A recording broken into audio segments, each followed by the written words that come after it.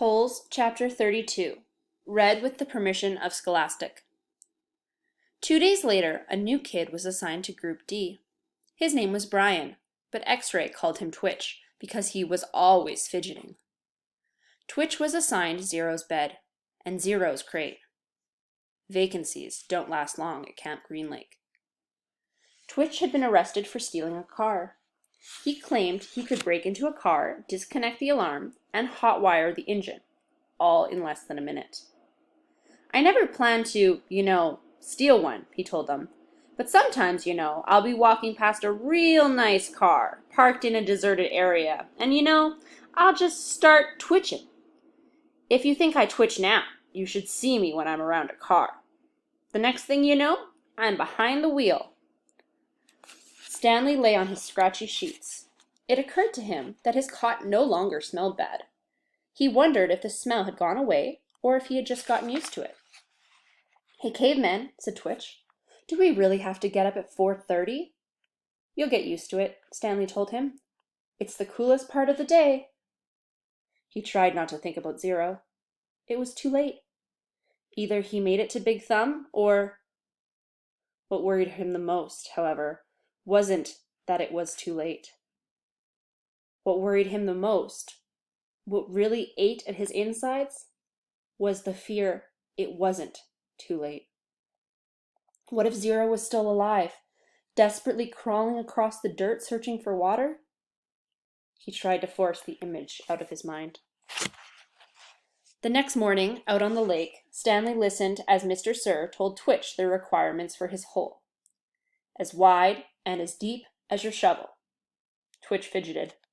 His fingers drummed against the wooden shaft of his shovel, and his neck moved from side to side. "You won't be twitching after digging all day," Mr. Sir told him. "You won't have the strength to wiggle your pinky." He popped some sunflower seeds in his mouth,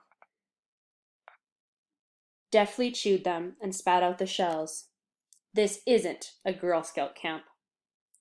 The water truck came shortly after sunrise. Stanley got in line behind Magnet, ahead of Twitch. What if it's not too late? He watched Mr. Sir fill X-Ray's canteen.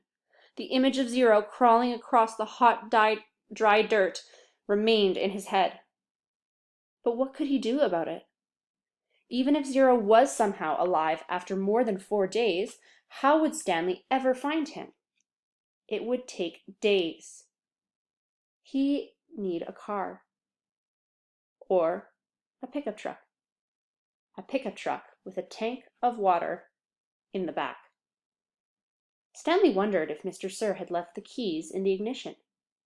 He slowly backed away from the line, then circled over to the side of the truck. He looked through the window. The keys were there, dangling in the ignition. Stanley felt his fingers start to twitch. He took a deep breath to steady himself and tried to think clearly. He had never driven before. But how hard could it be? This is really crazy, he told himself. Whatever he did, he knew he'd have to do it quickly before Mr. Sir noticed. If it's too late, he told himself. Zero couldn't have survived. But what if it isn't too late? He took another breath. Think about this, he told himself, but there wasn't time to think. He flung open the door to the truck and climbed quickly inside. "Hey!" shouted Mr. Sir. He turned the key and stepped on the gas pedal. The engine revved. The truck didn't move. He pressed the pedal to the floor. The engine roared, but the truck was motionless. Mr. Sir came running around the side of the truck. The door was still open. "Put it in gear!" shouted Twitch. The gear shift was on the floor next to the seat. Stanley pulled the lever back until the arrow pointed to the letter D for drive. The truck lurched forward. Stanley jerked back against the seat and tightly gripped the wheel as the truck accelerated.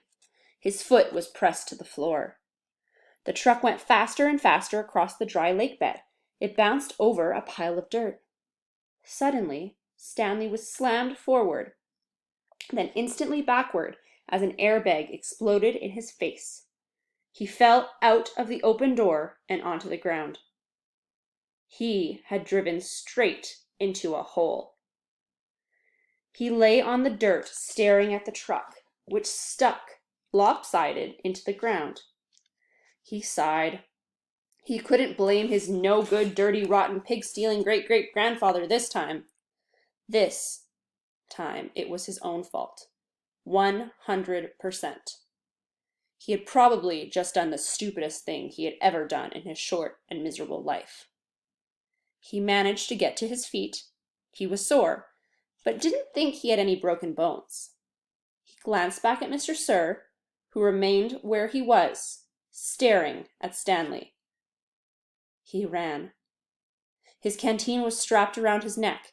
It banged against his chest as he ran, and every time it hit against him, it reminded him that it was empty, empty, empty.